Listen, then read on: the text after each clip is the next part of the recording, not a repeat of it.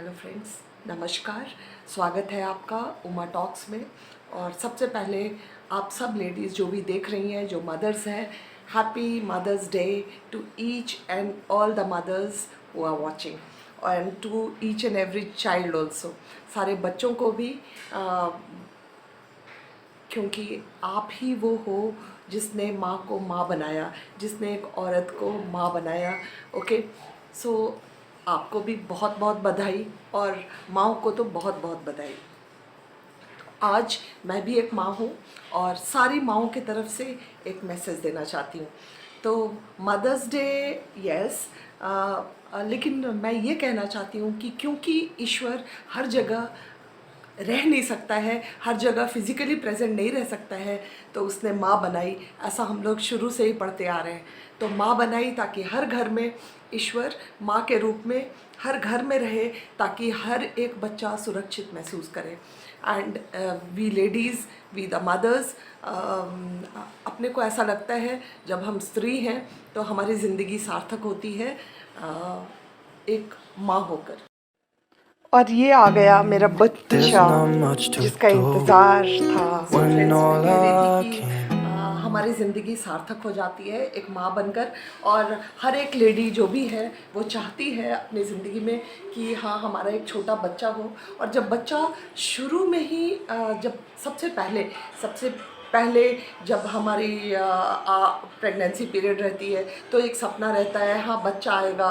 And पूरे सपने, हमारे ड्रीम, सब कुछ उसके ये बोल सकते हैं कि उसकी सराउंडिंग, उसके आसपास ही बुना जाता है।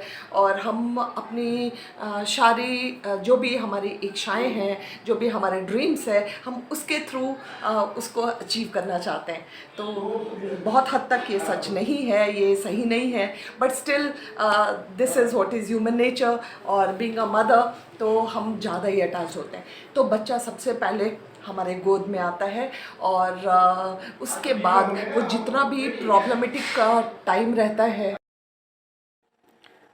Mom and child, what a lovely pair. तो बच्चा गोद में आते ही हम अपना पूरा तकलीफ़, पूरे दर्द, सब कुछ भूल जाते हैं। और अब उसको कैसे खुश रखा जाए, वो कैसे खुश हो, वो कैसे हमेशा निरोग रहे, स्वस्थ रहे, उसमें हम जाते हैं। तो आ गया बच्चा हमारे गोद में। अ, उसके बाद होता है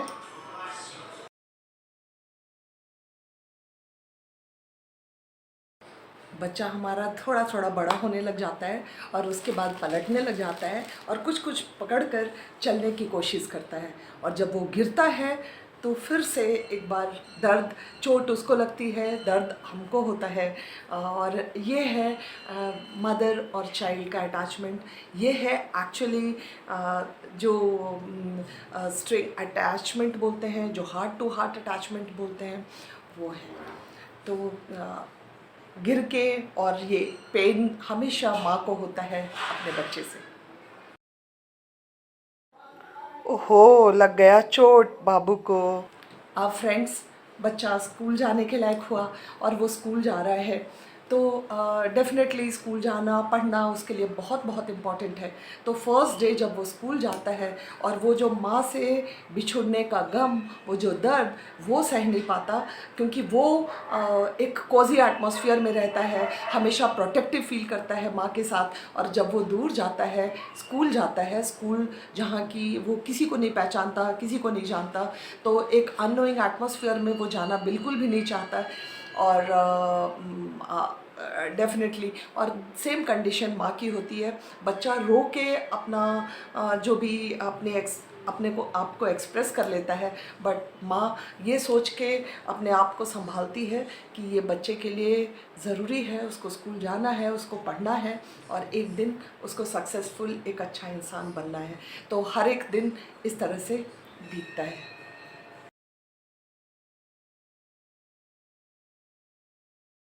अब बच्चा हमारा स्कूल में एडजस्ट कर लिया, फ्रेंड्स बना लिया, दोस्ती हो गई सारे लोगों के साथ। और माँ एजुकेटेड है, अनएजुकेटेड है, इलिटरेट है, लिटरेट है, लेकिन उसको अपने बच्चों का ख्याल, अपने बच्चों की भलाई, अपने बच्चों को पढ़ाना, वो अपनी ज़िंदगी में, अपनी लाइफ टाइम में जो नहीं कर पाई वो बच्चों के थ्रू देखना चाहती है। तो वो चलता ही रहता है, इसलिए वो डेफ़िनेटली उसकी क्लास वर्क, उसके होमवर्क, क्या पढ़ाई हुआ स्कूल में, हर छोटी चीज़ में उसको समझ में नहीं आता है, फिर भी वो इंटरफेयर करने की कोशिश करती है।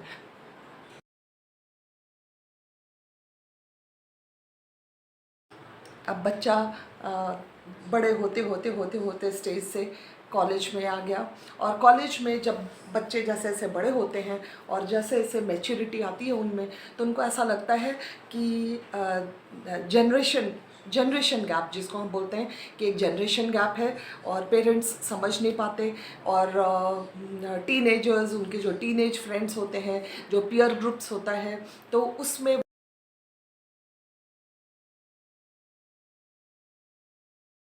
या college time with friends the best time, और सबसे ज़्यादा बिलीफ हमें अपने फ्रेंड्स पे होता है।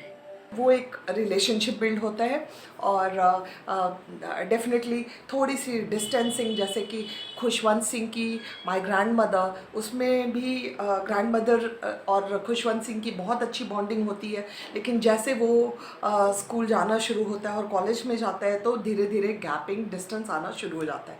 तो बच्चा जब कॉलेज जाता है तो वो डेफिनेटली पेरेंट्स को अपने आसपास समझता ही नहीं है, और जनरेशन गैप तो रहता ही रहता है, तो ही स्टॉप शेयरिंग। अगर पहले शेयर भी करता है तो धीरे धीरे वो डिस्टेंस और हो ही जाता है। फ्रेंड्स, अब आता है समय उसी बच्चे की शादी की। वो सक्सेसफुल हो गया है, नौकरी कर रहा है, पैसे हैं, और वो एक सक्सेसफुल अच्छा इंसान हो गया है, और अब पेरेंट्स चाहते हैं उसको हैप्पीली सेटल्ड एंड मैरिड। तो उसके लिए अगर बेटा है तो एक अच्छी लड़की ढूंढते हैं, और लड़की है तो एक अच्छा लड़का ढूंढते हैं और उसकी शादी करवा देते हैं। अ, ये होता है। या parents in old age home, उस पेरेंट्स का क्या, उस मम्मी का क्या, जो पूरा पूरा समय उसका बीत जाता है उस बच्चे के देखभाल में, उसकी सोच में। वो बाहर रहता है तो हमेशा उसके लिए सोचना, अम, ईश्वर के पास जाना तो प्रार्थना उसके लिए करना, हमेशा हमारे शरीर में, हमारे मन में, हमारे दिमाग में हमारा बच्चा ही छाया रहता है। तो अब बच्चा भी सेटल्ड हो गया है, वो भी अपनी लाइफ में खुश है, लेकिन माँ, पेरेंट्स जो कहते हैं वो वहीं के वहीं रह जाती है। और सबसे दर्दनाक तब होता है जब किसी के पास माँ के लिए समय नहीं बचता। वही बच्चे जिसके लिए माँ अपनी नींद को भी अहमियत नहीं देती थी, बिना सोए बच्चे को पालना, क्योंकि छोटे बच्चे रात को बहुत जगते हैं, और वैसे में अब बच्चे के पास समय नहीं है क्योंकि लाइफ बहुत फास्ट है, बहुत पैसे कमाने हैं, सक्सेसफुल होना है, किसी के पास समय नहीं है माँ के लिए।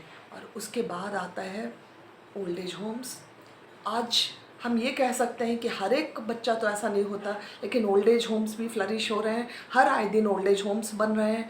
तो इस वीडियो के थ्रू मैं एक मैसेज देना चाहूँगी कि एक दिन मदर्स डे सेलिब्रेट करने का कोई मायने नहीं है।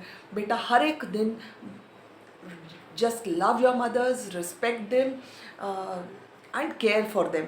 ओके, एंड वो आपके अगर मन में रहेगा, उनके लिए लाड रहेगा, उनके लिए प्यार रहेगा, किस भी एज में, जब वो बहुत बूढ़े भी हो जाते हैं उनको अपने पास रखिए, उनका ख्याल रखिए, क्योंकि बुढ़ापा और बचपना एक जैसा होता है। तो ये ओल्ड एज होम्स में जहाँ पे वो तड़पते हैं अपनी नाती पोते बच्चों से मिलने के लिए, वो कभी भी हमें आशीर्वाद उनकी नहीं लगेगी, ईश्वर भी कभी हमको ब्लेसिंग्स नहीं देगा। तो एक मदर्स डे के दिन, आज मदर्स डे है, तो मदर्स डे के दिन मैं ये सारे बच्चों को, एक्चुअली मैं एक टीचर हूँ, और मैं अगर बच्चे जो देख रहे हैं उनको बहुत अच्छे से याद आ रहा होगा कि मैं क्लास में भी यही कहती हूँ कि do love your mothers, love your parents, okay, and love them to the extreme, because they are the gods in your life. वो ईश्वर हैं आपके लिए, और उनको बहुत प्यार कीजिए। और आप ज़िंदगी में जो उन्नति करोगे, जो सक्सेस मिलेगा वो उनके आशीर्वाद से ही मिलेगा। तो इसी के साथ बहुत सारे आशीर्वाद के साथ मैं इस वीडियो सारे बच्चों के लिए जो देख रहे हैं ये वीडियो यहीं एंड करती हूँ।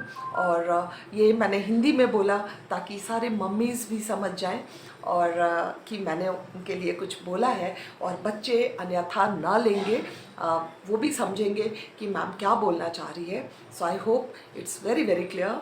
सो if you have not subscribe to the channel, अगर आप नए हैं चैनल पर तो प्लीज़ सब्सक्राइब कीजिए और अच्छा लगा हो तो लाइक कीजिए, please share and comment. Thank you all, thank you for watching and happy mothers day to all the mothers. Thank you so much.